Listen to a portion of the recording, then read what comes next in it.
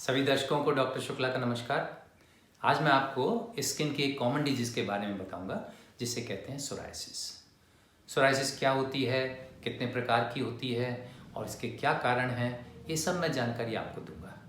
लेकिन इसके ट्रीटमेंट के बारे में मैं आपको नेक्स्ट वीडियो में बताऊंगा।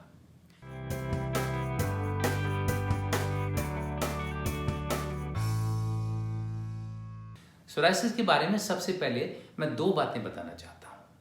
एक तो ये है कि सोराइसिस छुआछूत की बीमारी नहीं है, यानी एक व्यक्ति से दूसरे व्यक्ति को लग नहीं सकती। दूसरी बात यह कि ये हेरिडिटरी बीमारी नहीं है, यानी अगर माता या पिता को सोराइसिस है तो ये जरूरी नहीं कि बच्चों को भी सोराइसिस हो। सोराइसिस एक कॉमन स्किन डिजीज है। आपने कहीं न कहीं इसको देखा होगा या इसके बारे में कुछ सुना जरूर होगा, क्योंकि दुनिया की 1 से 3% आबादी को ये सोराइसिस होती है। ये एक लंबी बीमारी है जो आती रहती है, जाती रहती है, कभी कम हो जाती है तो कभी बढ़ जाती है। सर्दियों में अक्सर बढ़ जाती है, जबकि गर्मियों में ये थोड़ी बेटर हो जाती है। ये बीमारी करीब 30 वर्ष की उम्र में चालू होती है और कई सालों तक चलती रहती है। सोराइसिस के ज़्यादातर केसेस में हमें शरीर पर बड़े बड़े लाल रंग के धब्बे दिखाई पड़ते हैं, जिनको हम कहते हैं प्लाक्स। और इन धब्बों पे हमें दिखाई पड़ते हैं सफ़ेद रंग की छिलके जिसे कह सकते हैं, या पपड़ी, तो इनको हम बोलते हैं सिल्वरी वाइट स्केल्स। तो इस तरह की सोराइसिस जो होती है, जिसके अंदर जो प्लाक्स दिखाई पड़ते हैं, उसको हम बोलते हैं प्लाक सोराइसिस। सोराइसिस और भी कई तरह की होती है, लेकिन जो सबसे ज़्यादा कॉमन सोराइसिस है वो ये प्लाक सोराइसिस है, जो लगभग 70 to 80% केसेस के अंदर होती है।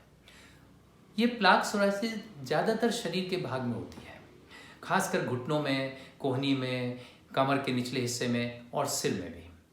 इनका साइज छोटा है, बड़ा हो सकता है प्लाक्स का, और कभी कभी तो साइज इतना बड़ा होता है कि पूरी बैक को कवर कर लेते हैं।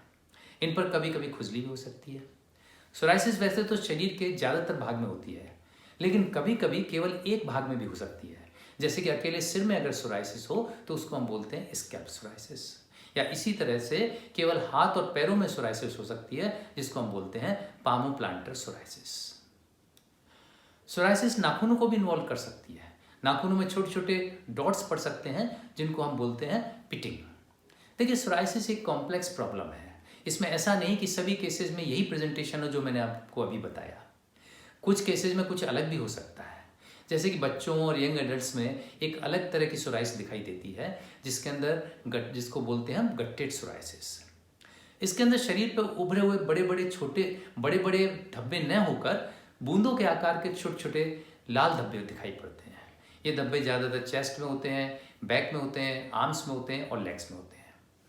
गट्टेड सोराइसिस अक्सर गले में स्ट्रेप्टोकोकल बैक्टीरियल इन्फेक्शन होने के बाद होती है। ये सोराइसिस लंबी नहीं चलती और कुछ महीनों बाद ठीक हो जाती है। सोराइसिस का एक और भी प्रकार हो सकता है जिसमें धब्बे शरीर के आउटर साइड्स में न होके स्किन फोल्ड्स में हो सकते हैं, जैसे कि ग्रोइंस में हो, बटक्स में हो या ब्रेस्ट फोल्ड में। तो इस प्रकार के सोराइसिस को हम बोलते हैं इनवर्स सोराइसिस, यानी उल्टी टाइप की सोराइसिस। इस सोराइसिस में जो धब्बे होते हैं वो लाल और चिकने होते हैं और उनमें सफ़ेद पपड़ी नहीं होती है। सोराइसिस का ट्रीटमेंट वैसे तो ओपीडी ट्रीटमेंट है, आप सभी जानते हैं, लेकिन कभी कभी ऐसी सिचुएशन भी आ सकती है कि पेशेंट को एडमिट करना पड़े, और उस कंडीशन में वो सोराइसिस एक सीरियस टाइप की सोराइसिस हो सकती है। तो ऐसी एक सोराइसिस होती है सीरियस, वो होती है पस्चुलर सोराइसिस। और एक और ऐसी सीरियस सोराइसिस होती है जिसे कहते हैं एर्थोडर्मिक सोराइसिस। तो पस्चुलर सोराइसिस में क्या होता है, स्किन लाल हो जाती है और उस पर अनेक छोटे छोटे पस के दाने दिखते हैं। ये दाने हाथ पैरों में हो सकते हैं या फिर पूरे शरीर में हो सकते हैं। इसमें बुखार भी आता है और मरीज गंभीर रूप से बीमार भी हो सकता है और जान को खतरा भी हो सकता है। एर्थोडर्मिक सोराइसिस में पूरा शरीर लाल हो जाता है और उसमें बारीक चूर्ण की तरह से स्किन निकलती रहती है। इस पर खुजली भी हो सकती है और जलन भी हो सकती है, और ट्रीटमेंट अगर सही नहीं हुआ तो लाइफ को खतरा भी हो सकता है। सोराइसिस स्किन के अलावा जॉइंट्स को भी इन्वॉल्व कर सकती है, जिसे हम बोलते हैं सोराइटिक आर्थराइटिस। इसमें जॉइंट्स में सूजन आ सकती है, वो लाल हो सकते हैं, और ये ज़्यादातर हाथ और पैर की अंगुलियों को इन्वॉल्व करती है, लेकिन कोई भी दूसरा जॉइंट इन्वॉल्व हो सकता है। सोराइसिस के बारे में ये सब जानने के बाद में अब नेचुरली आप सोच रहे होंगे कि आखिर सोराइसिस का कारण क्या है। तो हमें इसका एग्जैक्ट कारण तो नहीं पता, लेकिन हमारे पास जो साइंटिफिक एविडेंस है उससे बहुत क्लियर है कि ये सोराइसिस जो है वो इम्यून सिस्टम में खराबी के कारण से होती है, और इस खराबी होने के कारण से अपनी स्किन जो है वो नॉर्मल रेट से 7 गुना तक ज़्यादा मल्टीप्लाई होती है और इसी कारण से वो स्केल्स बन जाते हैं। इसके अलावा कुछ जेनेटिक फैक्टर्स भी हैं, कुछ एनवायरमेंटल फैक्टर्स भी हैं जो सोराइसिस को ट्रिगर करते हैं। तो सोराइसिस से जहाँ तक जेनेटिक फैक्टर का सवाल है, तो सोराइसिस में ये जरूरी नहीं है कि अगर माता पिता को सोराइसिस हो तो बच्चों को सोराइसिस। हाँ, लेकिन ये जरूर है कि अगर एक पेरेंट में सोराइसिस है तो 10 से 25% चांसेस है कि बच्चों को सोराइसिस हो। अगर दोनों पेरेंट्स में सोराइसिस है तो चांसेस बढ़ के 50% हो जाते हैं। अब जहाँ तक एनवायरमेंटल फैक्टर्स का सवाल है, तो कहीं भी अगर बॉडी में कोई इन्फेक्शन होगा तो वो एक बड़ा ट्रिगरिंग फैक्टर्स है और इसी कारण से गट्टेड सोराइसिस होती है जिसमें स्ट्रेप्टोकोकल थ्रोट इन्फेक्शन होता है। दूसरा सोराइसिस का जो ट्रिगरिंग फैक्टर है वो है चोट। कहीं भी चोट, चाहे वो फिजिकल चोट लगे, चाहे केमिकल चोट हो या कोई सर्जिकल ऑपरेशन किया गया हो, तो कहीं भी अगर चोट लगेगी वो भी सोराइसिस को ट्रिगर कर सकती है और उस चोट वाली जगह पे सोराइसिस का एक प्लाक बन सकता है।